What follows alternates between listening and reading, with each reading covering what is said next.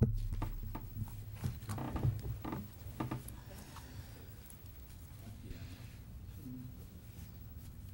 I call Mr. Russo even though he's not here? First time. Okay.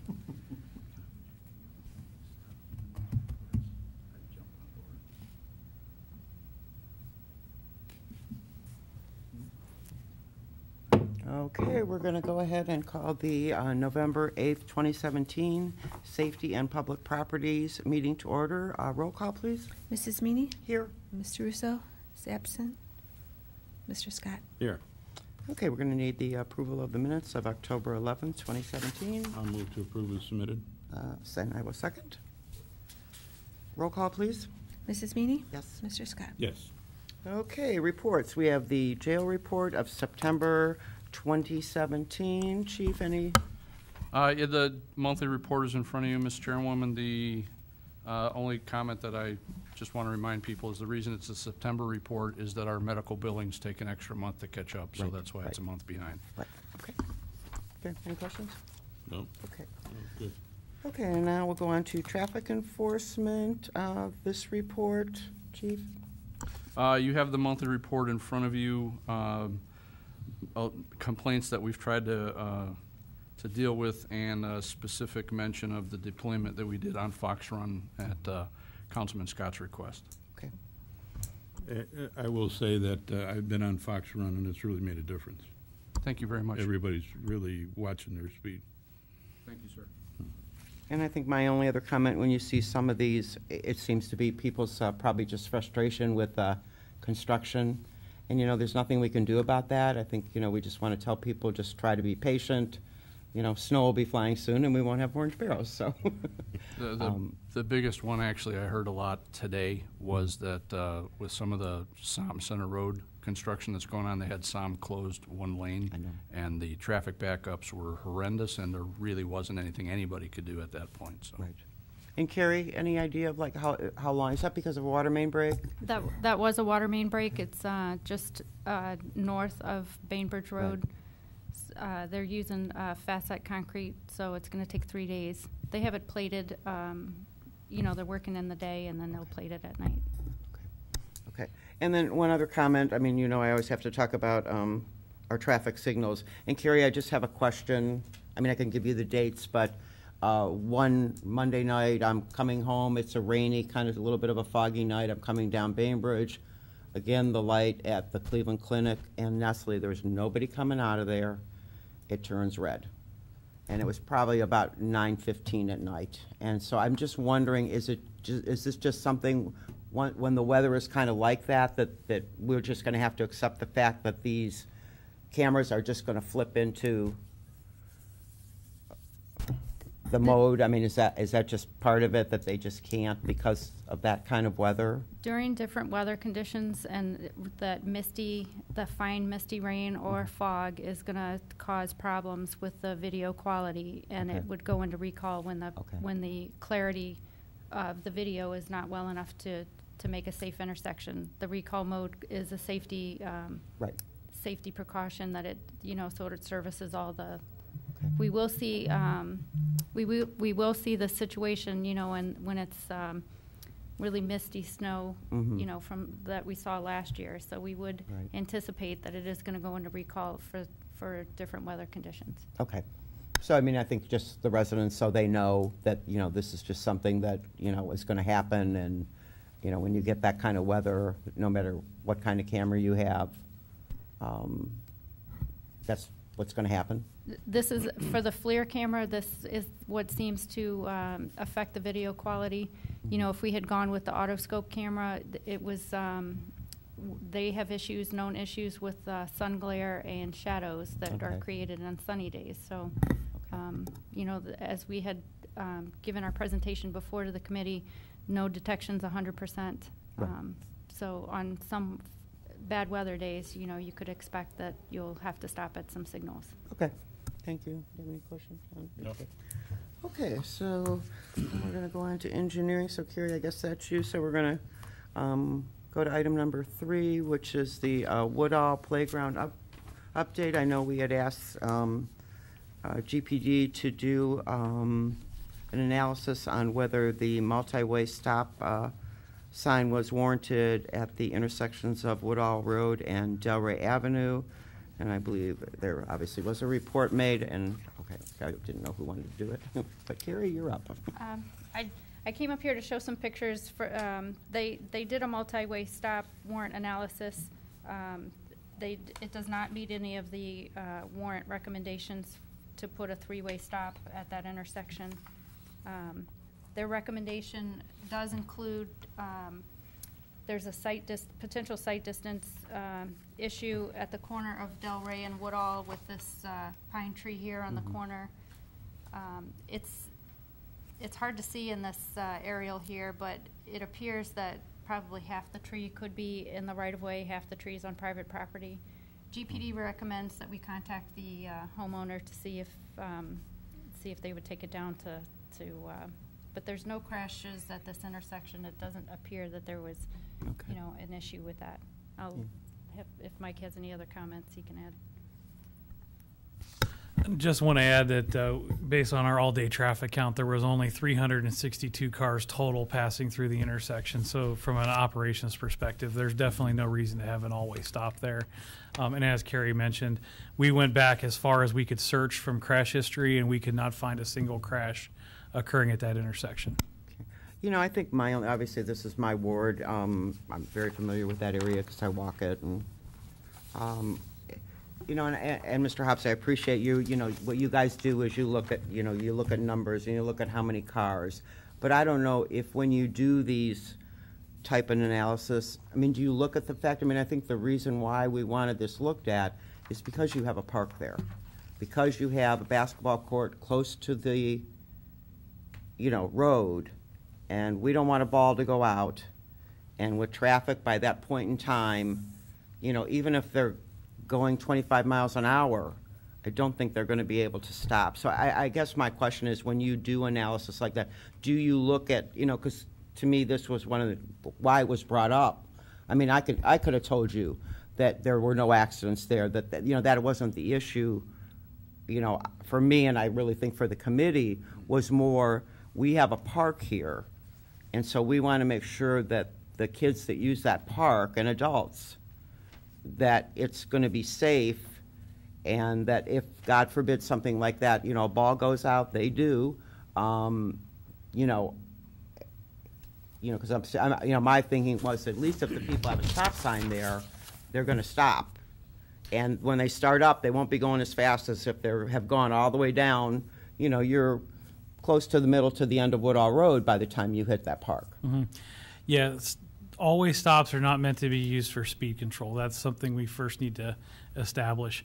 We do look at what the concerns that you brought up.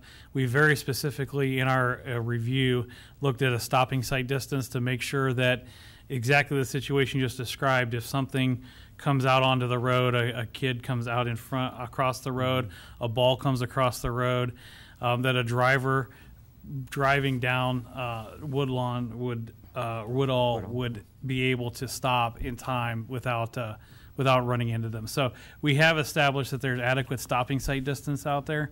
I can't speak to the speeds out there, whether they're driving the posted speed limit or not. I've personally visited it. It's a very nice residential neighborhood. Unfortunately, the street is very straight, so that does tend to potentially lead to increased speeds. But based on the engineering analysis that needs done to justify an all-way stop, there is not criteria there to do that. So if you're concerned about the basketball court, perhaps this is not a traffic engineering issue, but you could erect some kind of fencing to catch the balls so they wouldn't come out onto the court, if you're not interested in the mounding option or removing half the court as it was presented at the last meeting. Yeah, I would agree that probably the solution is to put in some kind of fencing, and also some internal signage in the playground, telling them to take caution as they're going out to the road. And I certainly would not be the one to ask that resident to take that pine tree down. It's a magnificent tree. And I think we've done as much as we can to make it as safe as we can. And I must commend you on the report. It's very thorough. That's good. Thank you, sir. Oh, go ahead, Mark. Real quick, the tree is actually across the street from the park, right? It is, Okay. Yeah, see, I don't see that really being you're right. an issue, And you so. don't want to go ask them to take it And I'm not down. going to go ask him to take down the pine tree, so we'll just, okay, well, I appreciate your information, and I think, maybe we can deal with you, Carrie, and the rec department in the spring when we get in there and do what we need to do with the basketball court. And, We will meet with Don Hollab some more to talk Okay. about that conceptual plan that we presented last month. Right, okay. I just wanted to make one other comment. The committee had asked us to take some pictures of the signage, playground signage that was located as an advance warning on Right. Woodall, and I included those in the packet. Right. I think Bill Russo wanted to make sure that they weren't hidden in the trees and stuff, so these pictures show that they're, that signs are visible. Right, Mhm. yeah, Good. very good, okay. Thank you, Mr. Hobbs. Okay, item number 4 then is the Aurora Cochran signal timing update. And I guess, Ryan, are you gonna?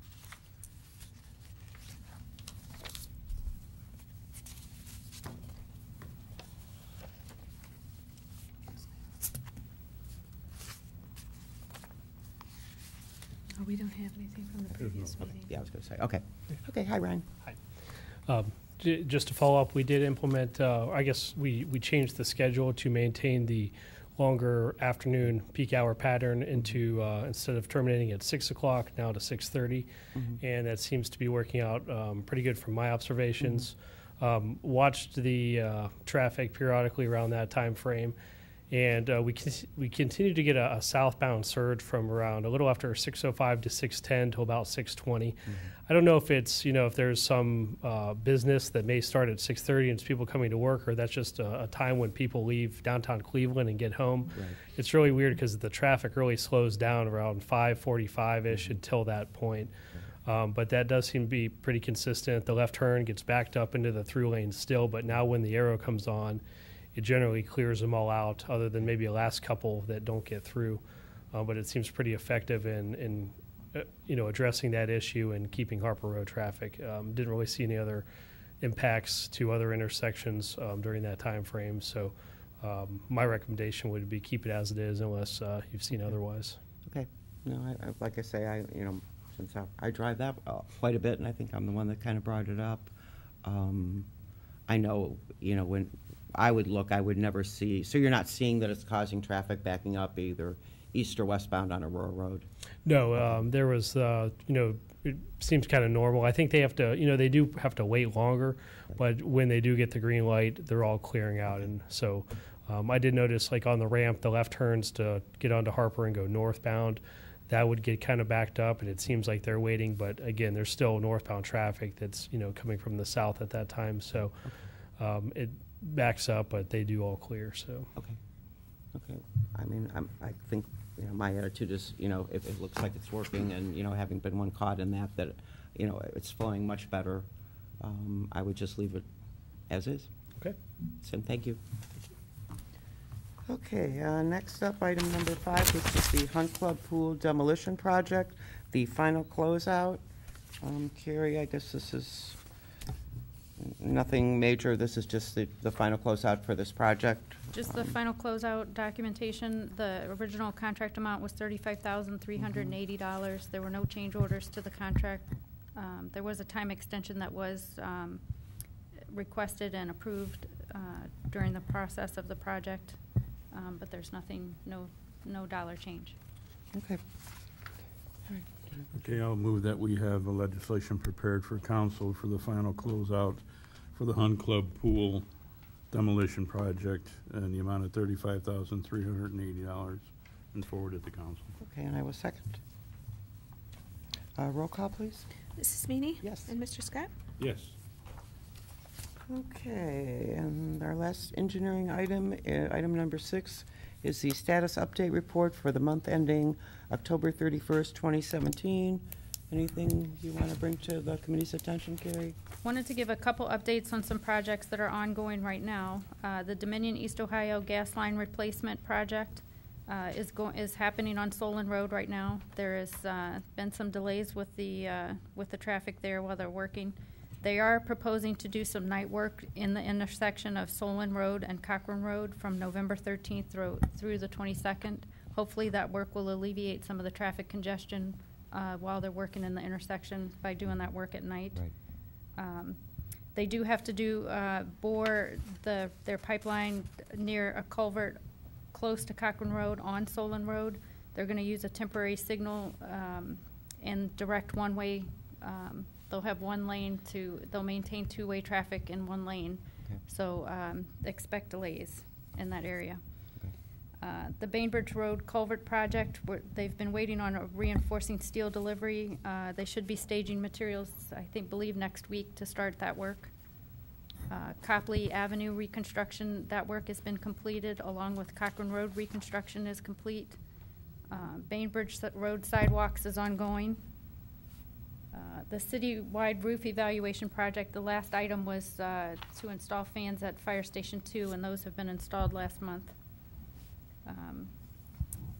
The community center indoor HVAC unit replacement.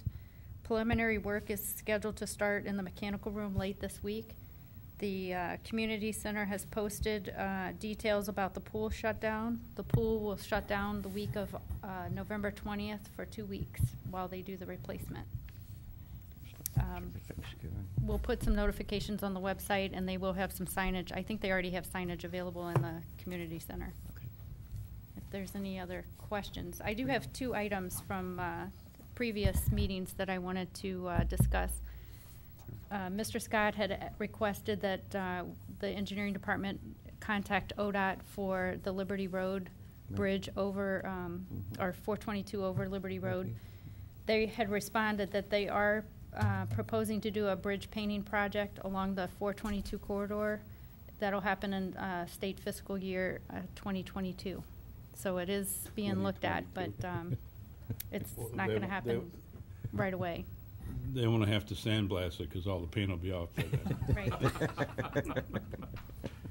And I wanted to step up. Thank you. You're welcome. I wanted to show one item that we've made a change in the traffic markings.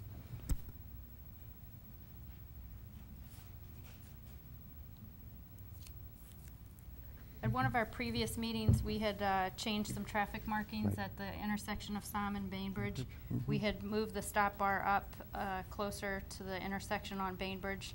And then we also painted some tick marks kind of within the intersection from Bainbridge Road to Somme Center northbound. And I just wanted to mention that when you're making the left-hand turn, those tick marks mean that you should stay in that inside lane, not cross over those tick marks. The problem was, people were making right turn on red, which they're permitted to do so. They stay in this curb lane, and the people making the left turn from Bainbridge should be staying in the inside lane. So just wanted to show that, Okay. And those are in place now. Great. Carrie, I just had one question. Oh, go ahead, Jim. No, 2 things. If you can have that, put that back up on the camera, please.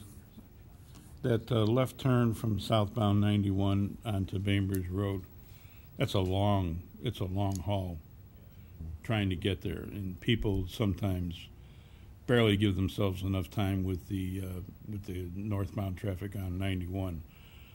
I don't know if somebody would consider that we would limit them to making a left turn only under light conditions, narrow, because it also happens at the Somme Center and Solon Road. People heading south on Somme Center, the lights are starting to change. They're still making left-hand turns, and sometimes it's going out at an angle, and if you're not watching for them coming from your right, that's what causes accidents there too. So We have looked at this intersection in great detail with GPD. I can let them add some comments to that, what that would do to the traffic patterns if we only let the permitted arrow.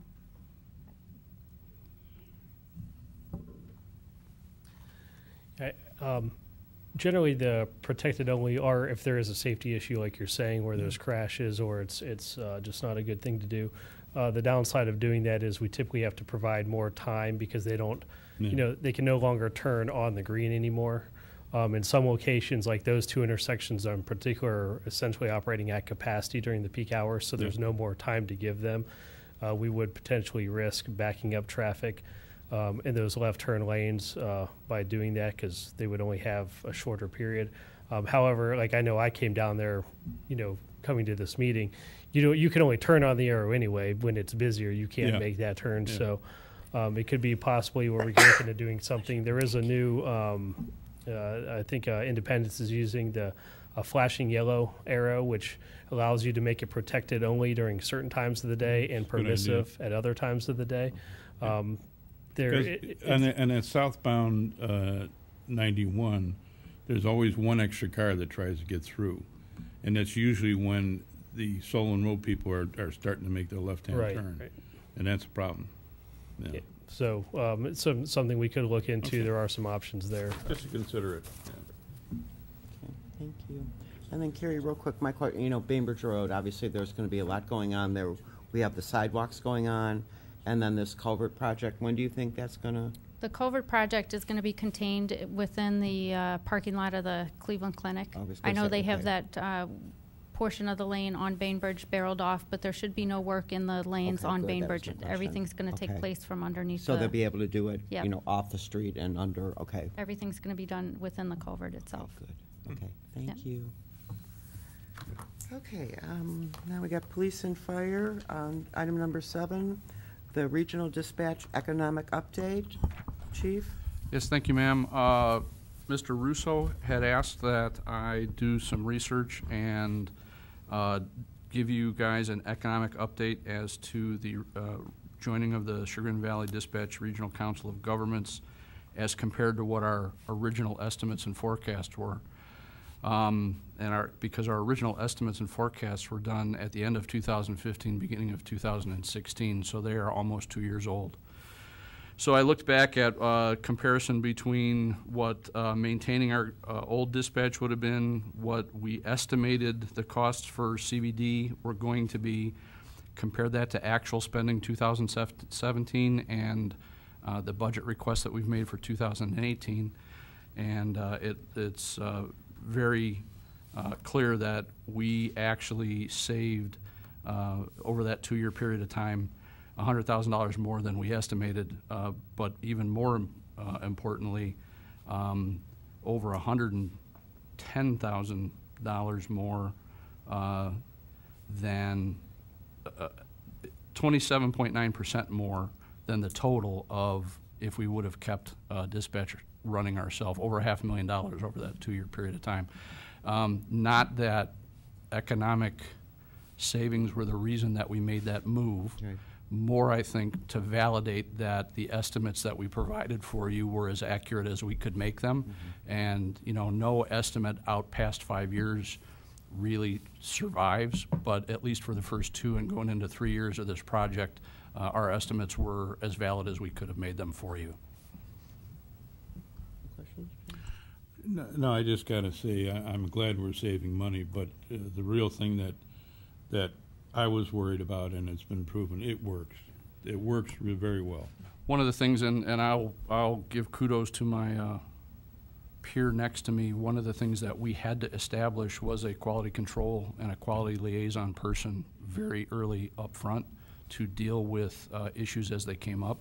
Yeah. So we've established what we think is a pretty comprehensive and reliable system of checking on complaints, determining their validity, and then making immediate corrective action, and that's been very successful for us as well. So we're able to maintain the standards that we were used to at the same time, and I'm very comfortable with that. Yeah, from my observation and some personal experience, it's working well, and everybody's doing a great job. There were a lot of fears, and I don't know, I see Sue's probably going to put something in the paper, which is good, but you may want to consider at the next council meeting briefly explaining what you just explained, because a lot of people were concerned, is it going to cost more? Is it going to really work? And I think it's working great, and we are indeed saving money. I'll bring it up at roundtable. Thank you, Councilman. Thank you. Yeah, I think I would echo Mr. Scott's comments. Change is always hard for people. And I have to say, me personally, as far as my residents, I think if there, maybe one, there'd been somewhat of an issue, but as you said, your kind of quality control certainly, looks into that and takes care of it. And I think, the other issue is, I think, just the technology. And I know that for me, that was one of the sales point. Because for me, this change wasn't easy. But, I just think if we had kept it, that we would never, and I don't know if either of you want to comment about that, but for us to keep up and what that would have cost the taxpayers to keep up with the kind of technology that we would have had to do, obviously is not part of all this cost, but I think is another issue that, needs to be mentioned. Yes, ma'am. There's no way that we would have been able to maintain what is referred to now as next-gen 911 services without a significant capital expenditure that we have not had to make. And we foresee moving into 2018 that we will have some other available technology for people's usage via their cell phones, which may eliminate some of the problems we've had with dealing with wireless call transfers. Again, technology that would not have been available to us without a significant capital expenditure. So for those reasons, we're very happy. And I have to be honest with you, it's still unique to me to sit and listen to the radio and hear the voices of our dispatchers are still dispatching for us. So that's also a very, very positive thing for us. Yeah. Well, kudos to both of you. I mean, I know, with all the work that you had to do to get this to happen, and, I just have to really compliment both of you. Such a smooth transition, and like I say, I think it's just working wonderfully. Yeah, so thank you both very much. Absolutely the right decision. Yeah. Okay, anything else? I'll entertain a motion to adjourn. So moved. Second. Roll call, please. Mrs. Meany? Yes. Mr. Scott? Yes. Thank you.